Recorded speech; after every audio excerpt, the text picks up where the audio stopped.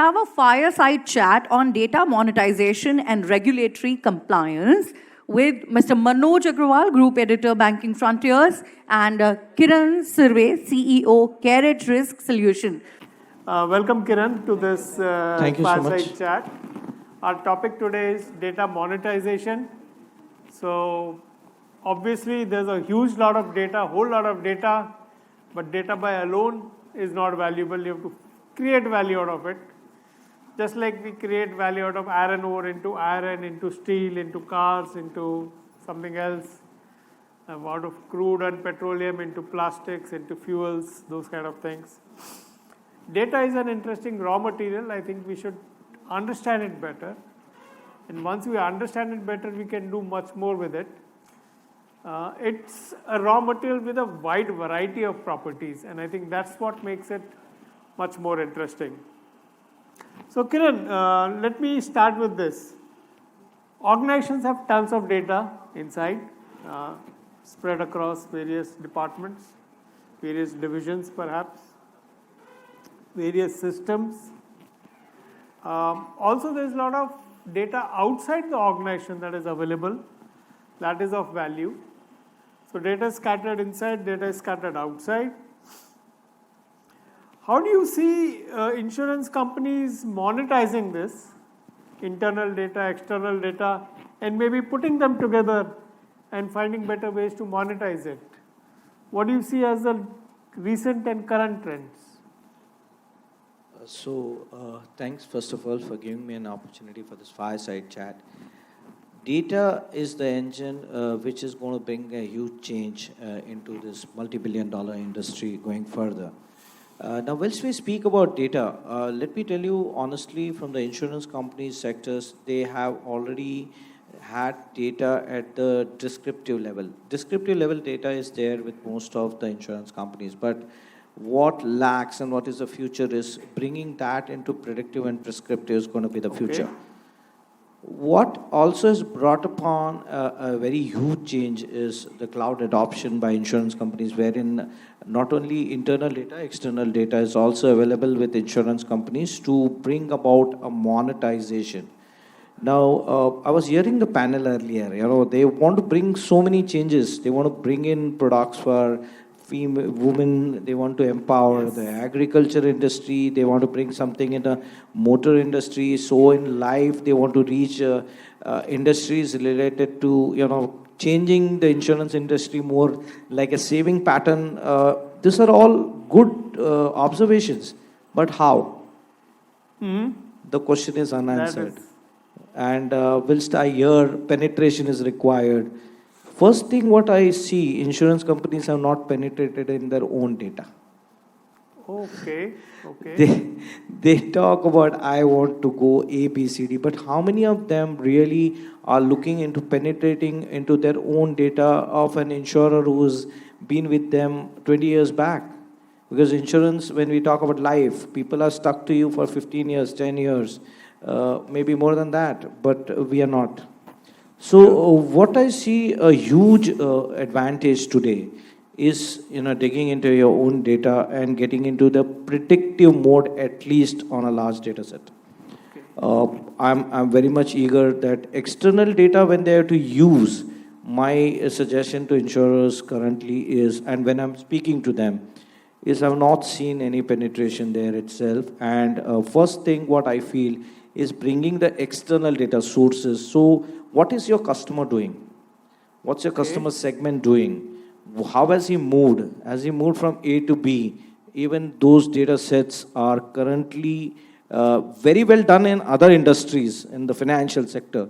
But insurance, there is a long way to go. So I see monetization on internal data as a very huge opportunity for insurers themselves to bring about a change in their own market. That's one. Second, monetizations, what does it mean? Finally, you want to go to market or you want to give an offering to your customer in a very specific way where I just heard the cost of acquisition is so huge. But what about cost of reservicing your existing customer can become a very new monetization policy and where I see very good adoption in other financial products. Capital markets do it very, very effectively. Okay. But however, there's a huge opportunity here.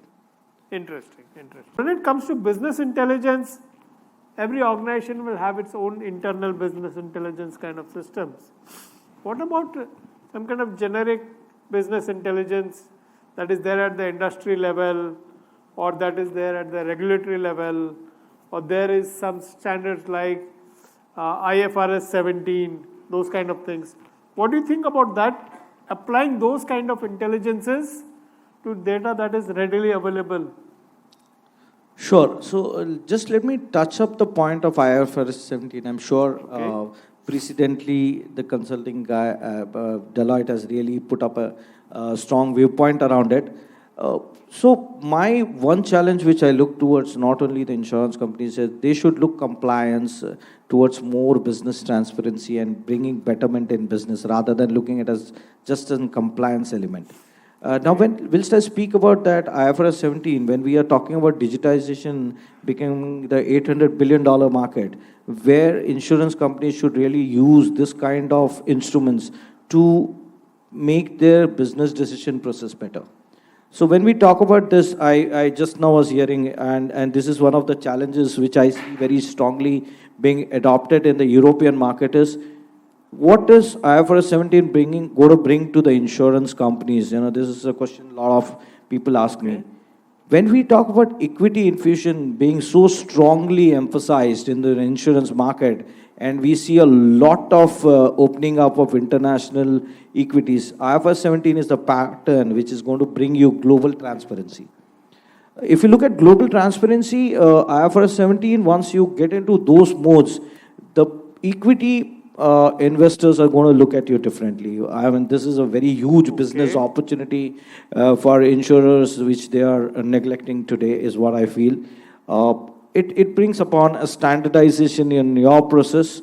Also, when you look at this process, you're in turn collecting a lot of data, which is indirectly settling up the health of your organization and health of your contracts. So finally, what is in insurance? Insurance is a contract of various positions which you have with various types of customers.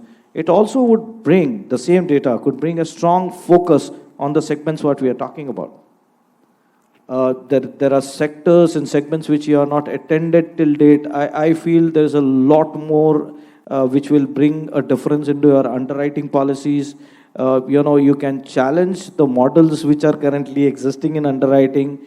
When you want to bring unconventional kind of, so it has to come. So when we're talking about how, the how answer is data. Okay. How answer is going to be new technologies, where we're talking about a farmer being insured, a new farmer, a small farmer who's not insured. How can you do it at a lower cost? Image analytics is the answer. Okay. If you talk about something where you're talking about like unconventional, the ability to pay is a factor where we always talk about. What about the intent to pay? What about reaching that 90% market who has an intent to pay, which we keep on continuously saying, those are the sectors which should be insured, and that is going to bring this market into a huge new era now. How do you see insurance players leveraging that data to personalize the products or the services or the offerings or the engagement with these customers? As was discussed in the previous discussion, the woman who runs the household thinks differently, the farmer thinks differently, the small trader thinks differently. I'm sure they're not going to buy a very standardized policy where they ask for X amount of documents. How do you see external data being leveraged by insurance companies to personalize things on a very large scale? And will that be impactful? Definitely, yes. So, like the way we say fintechs, InsurTech is here to stay. So I'll just tell you again, like lot of other elements have to come into our underwriting process. Underwriting process have to change. Regulators have to help change that underwriting process. That's the big change which is required. Okay.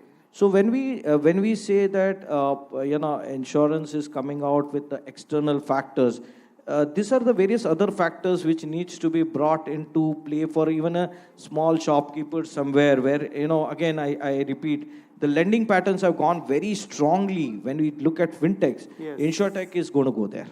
And a lot of external data which can be brought in into the underwriting process where, the risk of underwriting is covered by unconventional parameters. That is going to happen. Anyway, it is happening slowly or smoothly, not by maybe the larger insurance players, but I'm sure there are a lot of small entrants which are going to enter into the market and eat that strong pie. I still feel the insurance regulators should bring about a very strong policies and a lot of incentives around how do you ensure that. Because until and unless there is a change at the policy level, it's not going to happen. But yes, the regulatory models which are there, they need a huge change. They need to go through a very strong process of new data-oriented, underwriting process, which are not ABCD, but that is ABCD plus X of image, Y of their, can I see a network analysis done of them? Can I use a graph database to, look at how close proximities these guys are and look at bulk insurance into the unconventional process? Do you see fintechs also becoming insurtechs? Yes. Because they already have the customer base. Yes. So one of the challenge for insurance companies, but they are already tied up. But I see fintechs very soon tying up with a lot of insurance companies to explore this market, because anyway their money is at risk, so they would look towards insurance companies to backward look at. But sadly, so there are a couple of very large initiatives by the government where we spoke about RBI combining with IRDA to put up a very single repository of making insurance and finance available. So I'm sure it's around the corner. Technology and post-pandemic, I'm sure a lot of digitization has happened. Now it is going to be very easy. The controls like regulatory, they are there.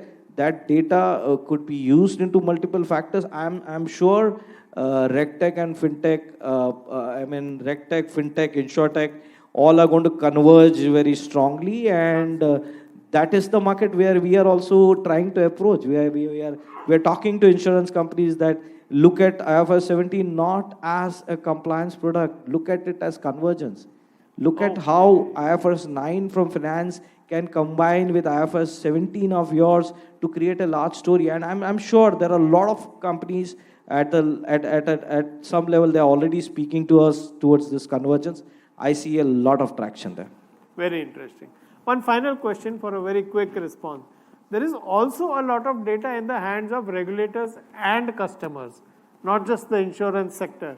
How do you see that making a difference? It's already making a difference. So if you see, customers already have insurance aggregators offering them all insurance companies at a time. So is the regulator. Now, I see a lot of traction where regulators should publish data, especially to secure the insurers. So there's a lot of fraud data, but there's no compilation. So I see a lot of compilation coming in the next layer of compliance, wherein I was speaking to the gentleman on who's seated here on motor insurance, and if you see in Europe, there is a strong traction on where your vehicle gets serviced. So a lot of fraud gets controlled. Those kind of aggregated data are not there, and sadly we build some fraud internal models, and we're happy with it. But if insurers really get that advantage, like if we say public sector bank alliance has put in all data together, I'm sure regulators can bring in data together and create that difference for the insurers. I think that's going to be a fantastic benefit for everyone in the ecosystem, except the fraudsters. So I think that's good. Thank you, Kiran, for those insights. Thank you so much. Pleasure. It was a pleasure being here. Thank you so much. Thank you, Kiran sir, and thank you, Manoj sir. Now I'd like to request Manoj sir to please present the token of thanks to Mr. Kiran Surve, the CEO, Care at Risk Solution. Can we have a round of applause for Manoj sir and Kiran sir, please? That was definitely an interesting conversation.